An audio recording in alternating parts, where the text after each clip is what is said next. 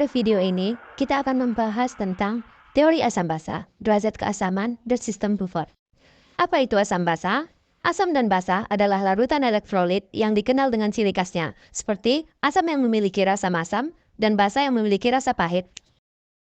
Ada 3 teori asam basa, yaitu 1. Teori asam basa Arrhenius, 2. Teori asam basa Bronsted-Lowry, 3. Teori asam basa Lewis.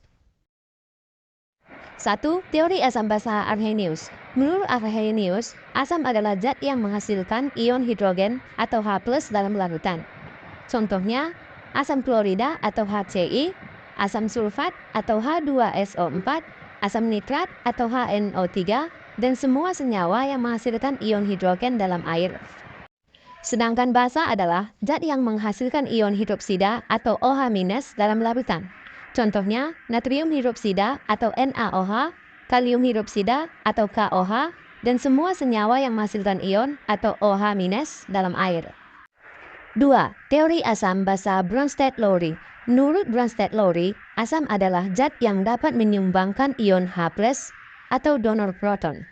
Contohnya, HCl, H2O, dan H2SO4. Sedangkan basa adalah zat yang menerima H+ atau akseptor proton. Contohnya, NH3, CO3 pangkat 2-, dan CH3, COOH. 3. Teori asam basa Lewis. Menurut Lewis, asam adalah zat yang dapat menerima pasangan elektron. Contohnya, H+, K+, Mg2+, V3+, Bf3, CO2, SO3, RMgX, AiCi3, dan Br2. Sedangkan basa adalah zat yang dapat menyumbangkan pasangan elektron. Contohnya, OH-, CH3COO, H2O, CO, dan NH3. Selanjutnya, kita akan membahas tentang derajat keasaman. Apa itu derajat keasaman? Derajat keasaman disebut juga dengan pH. Istilah pH sendiri merupakan singkatan dari power of H atau daya H, yang artinya adalah logaritma negatif dari konsentrasi ion hidrogen. pH digunakan untuk menyatakan tingkat keasaman atau basa yang ada dalam suatu zat, larutan, atau benda. Ada 3 jenis larutan berdasarkan pH, yaitu 1. Larutan asam, 2. Larutan netral, 3. Larutan basa. Pertama, apa itu larutan asam? Apabila nilai pH di bawah 7, maka disebut dengan larutan asam. Semakin kuat keasaman nilai pH, maka akan semakin kecil. Kekuatan keasamannya sendiri bergantung pada kemampuan untuk menghasilkan ion H. Asam akan kuat jika dilarutkan dalam air yang menghasilkan ion H lebih banyak daripada asam lemah. Contoh yang mengandung larutan asam dalam kehidupan sehari-hari adalah cuka, jeruk nipis, minuman bersoda, vitamin C, dan lain-lain. Yang kedua, larutan netral. Larutan netral adalah larutan dengan nilai pH yang tepat di angka 7. Contoh yang mengandung larutan netral dalam sehari-hari adalah air, garam, minyak, dan lain-lain.